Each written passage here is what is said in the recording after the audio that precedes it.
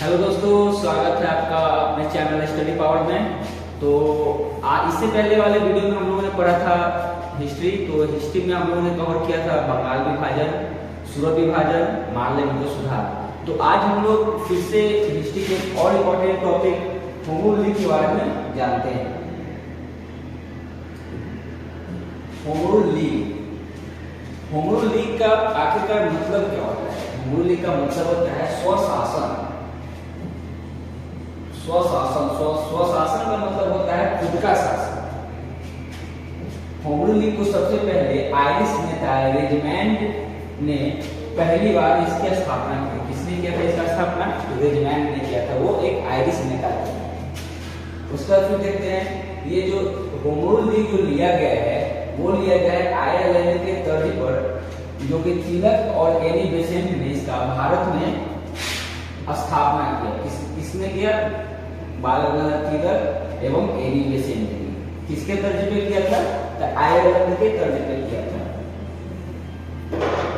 आखिरकार Home Rule league का उद्देश्य क्या है? होमरूल लीग का उद्देश्य है भारत में स्वशासन की प्राप्ति।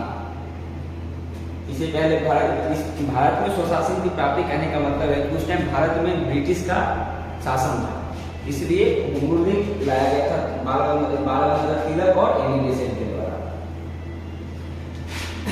इस आंदोलन के दौरान तिलक ने एक नारा दिया था। होमरूल लीग आंदोलन के दौरान बाल गंगाधर तिलक का एक नारा है। नारा यह है कि स्वराज मेरा जन्मसिद्ध अधिकार है और इसे लेकर रहेंगे। क्या है? स्वराज मेरा जन्मसिद्ध अधिकार। ये क्वेश्चन भी कितने बार पूछा गया है कि ये स्वराज मेरा जन्मसिद्ध अधिकार है और हम इसे लेकर रहेंगे। किसके द्वारा बोला गया है? तो बोला गया है बाल गंगाधर तिलक के द्वारा। फिर हम लोग कहते हैं अप्रैल 1916 में तिलक ने बेलगांव में हुए प्रांतीय सम्मेलन में होमरूल के गठन की घोषणा की तथा पूना में तिलक द्वारा होमरूल आंदोलन प्रारंभ किया गया। कहाँ किया गया था? ये याद रखना है, पूना में। कहाँ? पूना में। किसके द्वारा किया गया था? तो वो बाल गंगाधर तिलक के द्वारा किया गया था। बाल गंगाधर तिलक का कार्य क्षेत्र क्या था? जहाँ पे उन्होंने इसका गठन किया था पूना में, वो क्षेत्र क्या था? तो वो बाल गंगाधर तिलक के द्वारा जो होमरूल का स्थापना किया गया था वो कौन कौन किस किस जगह पे फैला हुआ था? तो वो फैला हुआ था कर्नाटक, फर्स्ट में कर्नाटक, सेकेंड में महाराष्ट्र में, वो भी बंबई के क्षेत्र को छोड़कर। उसके बाद आता है मध्य प्रांत, उसके बाद आता है बड़ार का क्षेत्र। ये इतना क्षेत्र जो था वो कर्नाटक, महाराष्ट्र, मध्य प्रांत एवं बड़ार, ये सभी बाल गंगाधर तिलक के क्षेत्र थे। और इसका शुरुआत अप्रैल 1916 में हुआ था। उद्देश्य था भारत में स्वशासन। इसका मुख्यालय था पूना में। ये जो दिया हुआ है ये बाल गंगाधर तिलक का क्षेत्र है। अध्यक्ष थे इसके जोसेफ वशिष्ठा, सचिव थे एनसी केलकर और प्रचार प्रसार के लिए पत्रिका था मराठा एवं केसरी। ये सभी बाल गंगाधर तिलक का था। मराठा एवं केसरी ये पत्रिका था बाल गंगाधर तिलक का। इसके अध्यक्ष थे जोसेफ वशिष्ठा, सचिव थे एनसी केलकर। इसका मुख्यालय कहाँ था? पूना में था। शुरुआत हुआ था 1916 में, अप्रैल 1916 में।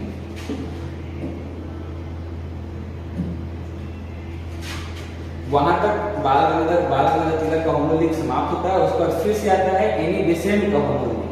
तो एनी बेसेंट के द्वारा सितंबर 1916 में कहाँ तक? अड्यार, जो कि मद्रास में पड़ता है, मद्रास में लहर का अड्यार, वहां पे होमरूल आंदोलन प्रारंभ किया गया। तिलक के कार्य क्षेत्र के अलावा इसके तिलक बाल गंगाधर तिलक का जो क्षेत्र था वो क्षेत्र को छोड़कर शेष भारत में जितने भी क्षेत्र से सभी जगह एनी बेसेंट का होमरूल लीग फैला हुआ था।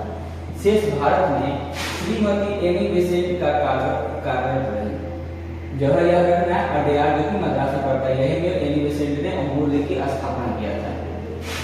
अब एनी बेसेंट के साथ उसके सहयोगी कौन कौन थे? एनी बेसेंट के साथ उसके सहयोगी थे George Arundale, CP Ramaswami, CP Ramaswami Iyer और थे बीपी वाडिया। और इसके अध्यक्ष थे खुद एनी बेसेंट, इसकी अध्यक्षता जो की थी वो खुद एनी बेसेंट ने ही की थी। इसके सचिव थे जॉर्ज अरुंडेल और इसका जो प्रचार प्रसार के लिए पत्रिका था वो था कॉमनवेल्थ एवं न्यू इंडिया। कॉमनवेल्थ जो पत्रिका था वो साप्ताहिक पत्रिका था, साप्ताहिक पत्रिका बोले तो सप्ताह में निकलता था।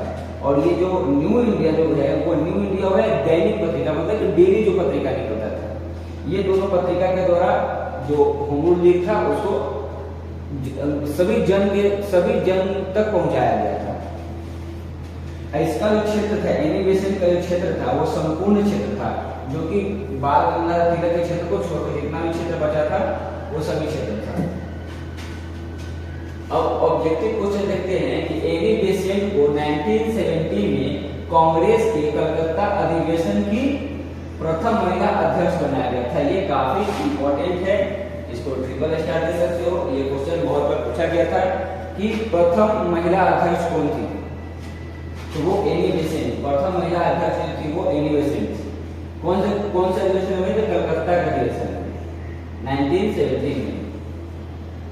दूसरा है all India home rule league ने 1920 में अपना नाम परिवर्तित करके स्वराज सभा रख लिया। जो होम रूल लीग नाम पहले था उसको 1920 में चेंज करके स्वराज सभा रख दिया था। तो होम रूल लीग के बारे में बस इतना ही जानना है। उसके बाद फिर से हम लोग एक और टॉपिक देखते हैं, लखनऊ समझौता। लखनऊ समझौता पे हम लोग डिस्कस करते हैं। लखनऊ समझौता कब हुआ था ये याद रखना है, 1960 में हुआ था। कब हुआ था? 1960 में हुआ था, लखनऊ में खुद हुआ था। इसके अध्यक्ष थे अंबिका चरण मजूमदार। ये भी इंपॉर्टेंट है, इसको भी देखना है कि लखनऊ समझौता के अध्यक्ष कौन थे? अंबिका चरण मजूमदार थे। ये हुआ था 1960 में। कहाँ? तो लखनऊ में हुआ था। इसमें क्या क्या चीज बोला गया था, लखनऊ समझौता में क्या क्या चीज बोला गया उस पर हम लोग ध्यान देते हैं। कांग्रेस और मुस्लिम लीग में समझौता हुआ। मुस्लिम लीग की अध्यक्षता कर रहे थे मोहम्मद अली जिन्ना और कांग्रेस का बाल गंगाधर तिलक। मुस्लिम लीग का एक प्रस्ताव था जिसको कांग्रेस ने माना। मुस्लिम लीग इसमें दिया हुआ है कि कांग्रेस ने मुस्लिम लीग की पृथक निर्वाचन क्षेत्र की मांग। मुस्लिम लीग का एक प्रस्ताव था पृथक निर्वाचन क्षेत्र, जिसको पहले कांग्रेसी लोग नहीं मानते थे, लेकिन लखनऊ समझौता में इस चीज को माना गया था। स्पेशल फॉर इसी के लिए लखनऊ समझौता हुआ भी था। मुस्लिम लीग के पृथक निर्वाचन क्षेत्र की मांग को स्वीकार कर दिया।